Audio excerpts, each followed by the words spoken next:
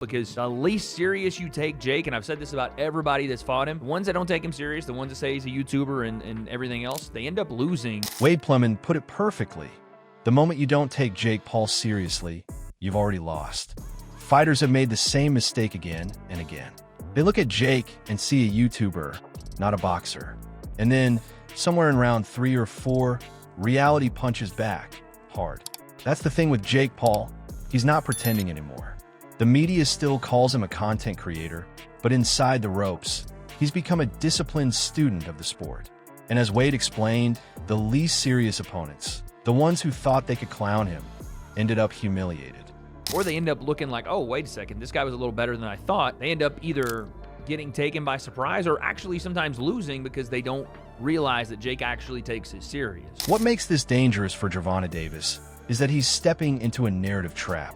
Tanks fans already see this as a mismatch, the elite world champion versus the influencer. But the truth is, Jake doesn't come to play. He trains like a man possessed, not for clout, but to hurt people. Calvin Ford, Tank's longtime coach, admitted that this matchup has been in talks for years, and life just got in the way. You can sense his confidence, but there's a hint of caution there too. He knows Jake isn't just a sideshow. Right, so tell me, when did you hear about this? They've been going back and forth for years, Tank and Jake. They've been going at it for years, and it would have happened sooner, you know what I'm saying? But we have hiccups in life. That's what I call it, hiccups, but they lessons to learn from. He's strong, unpredictable, and fearless. This fight isn't about proving Jake belongs. It's about proving whether Tank still has the hunger to destroy a man who the world thinks shouldn't even share the ring with him. Because if Tank underestimates him, if he walks in half-prepared or mentally sloppy, he could end up like everyone else who thought Jake Paul was a joke. And that's how chaos begins. We back on track and keeping it moving. When you heard about the fight, were you like, wait, what? Like, we're doing what? Actually, when I heard about the fight, they called me and said, what you thought about the fight? I said, the fight doable. Calvin Ford didn't laugh when he heard about the fight. He nodded. That says everything. When his phone rang and the promoters asked what he thought, his answer was calm but confident. It's doable, because Ford knows both men. He's seen Jake Paul evolve from a clumsy amateur to a guy who can actually throw sharp combinations, cut angles, and set up power shots. Jake may not have Tank's technique, but he's got ring IQ that's miles ahead of where people think it is. You know what I'm saying? Because I watched Tanky for years, and I watched other young men in gyms, deal with big guys. You know what I'm saying? Yes, he's big.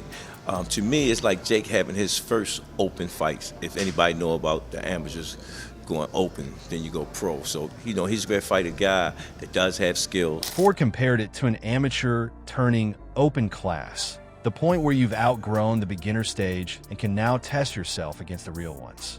Jake, in his eyes, has reached that stage. Wade Plumman agreed.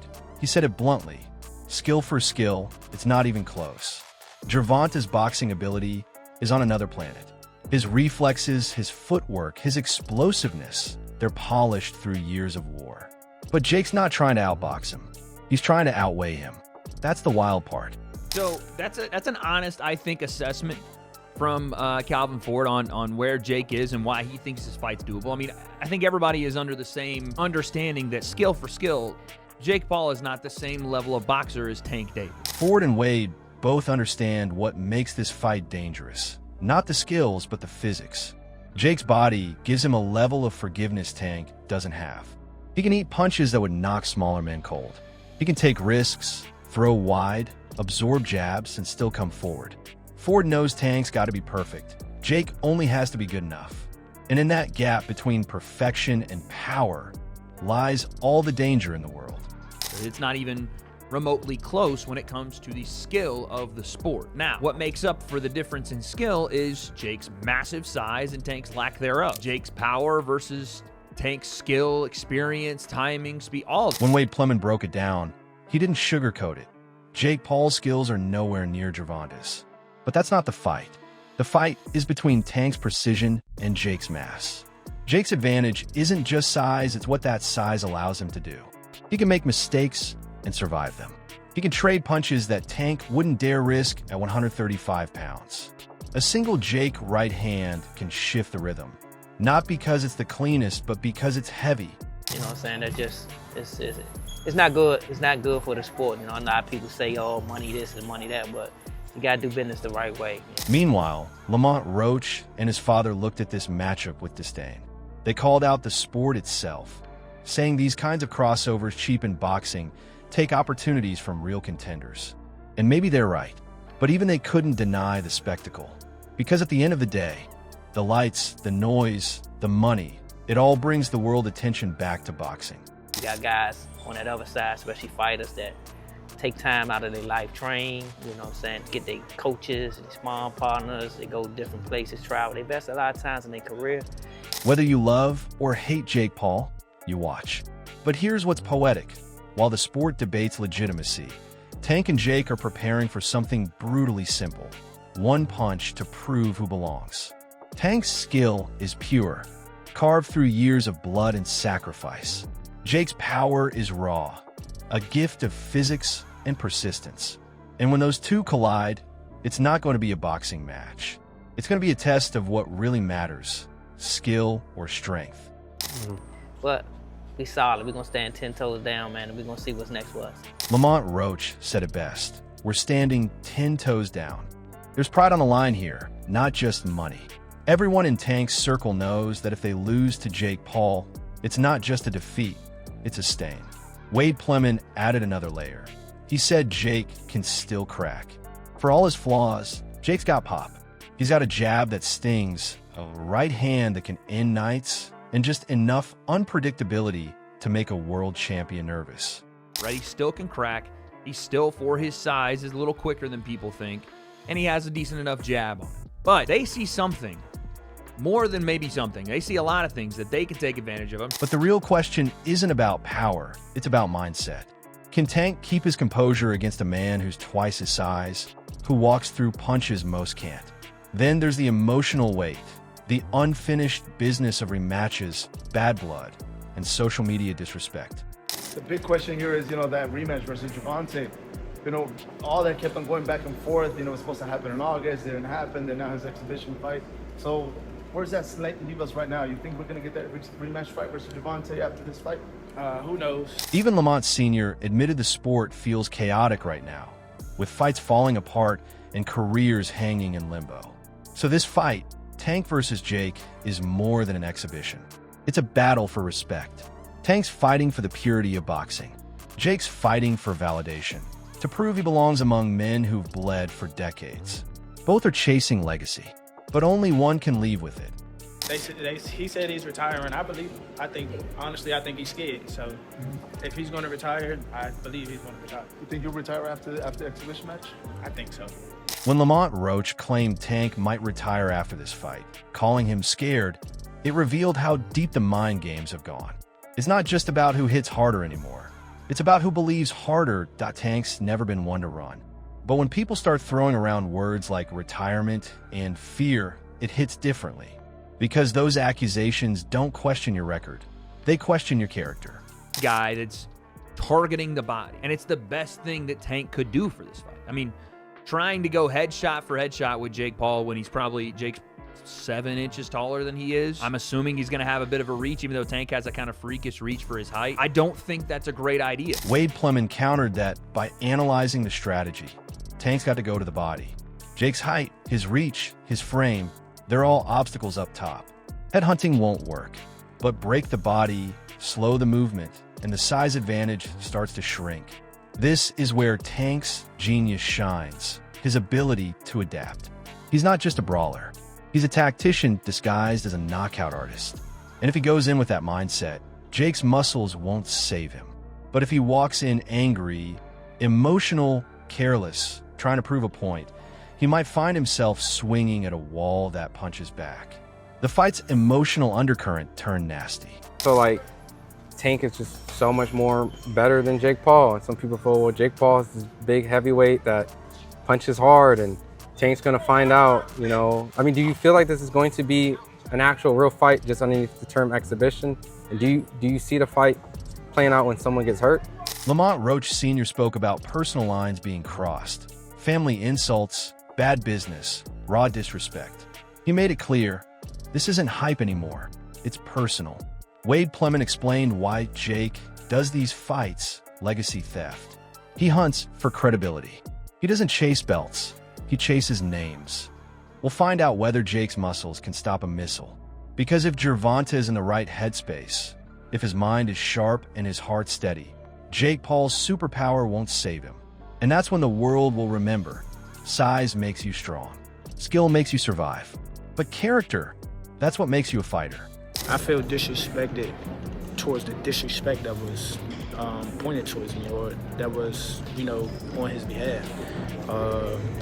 And if you don't know, just coming out of the mouth or saying socially, publicly. Wade Plemon's observation opens a brutally honest perspective on what makes this potential clash between Jake Paul and Gervonta Tank Davis so strange and so fascinating. The simple fact is, Jake Paul is massive compared to Tank. We're talking about a difference of 60 to 70 pounds, a full weight class leap that in the real boxing world just doesn't happen. Plemon reminds us that size isn't a marketing gimmick, it's a real advantage. When two fighters exchange blows, every ounce of weight carries force behind it. A man Jake's size naturally absorbs damage differently than someone Tank's weight. Even if Davis lands his signature knockout left hand, there's no guarantee Jake will crumble the way a lightweight opponent would. Ridiculously hard for Tank to actually knock Jake out. That's like 70-pound difference, 60-pound difference. That means something. What's more, Plemon credits Jake for not being a civilian anymore. He's not some influencer swinging wild for clout. He's a trained boxer with years of ring time, professional fights under his belt, and enough defensive IQ to stay safe in danger. His thick frame and muscle mass mean he can absorb punches that would wreck most fighters in Tank's division. The core of this section isn't about disrespect, it's about reality. Can Tank really erase that much size with skill alone? Plemon leaves that question lingering like a warning bell. Physics matters, and this fight will test if brilliance can truly outsmart biology. Guy that's never thrown punches. He's a relative novice when it comes to, skill level that Tank has, but still, he knows how to protect himself. And again, his body structure allows for some mistakes to happen that he wouldn't have to pay for like he would if he was 135 pounds. Lamont Roach's frustration shifts the spotlight from physical challenges to emotional warfare. His comments echo what happens when the business of boxing spills into personal territory. And for Roach, the line's been crossed. Talking about family, crossing boundaries outside of the sport, that's not fight hype anymore. It's disrespect, plain and simple. And yet, beneath that anger lies a deeper truth about what fuels fighters. Disrespect in the ring can be gasoline. Tank's character has been questioned before.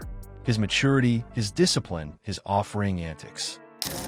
Disrespectful things, mentioning my family, like that. I don't take too kindly to that. And I never will. I will always stand on 10 about that. So, that's not hyping a fight up. That's just disrespect. But when the conversation turns personal, that switch flips. Roach reminds us that Tank isn't a man to back down. The irony is, while he's defending his name and his pride, he's walking into a fight where his opponent, Jake Paul, represents a whole different kind of challenge.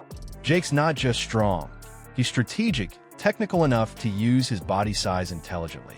So, while Tank's fighting off disrespect and press, he's also got to find a way to translate that fire into something controlled, tactical, and effective. Because if emotions run the show, that's when mistakes happen, and against someone Jake's size and composure, even a single mistake could turn the whole night upside down.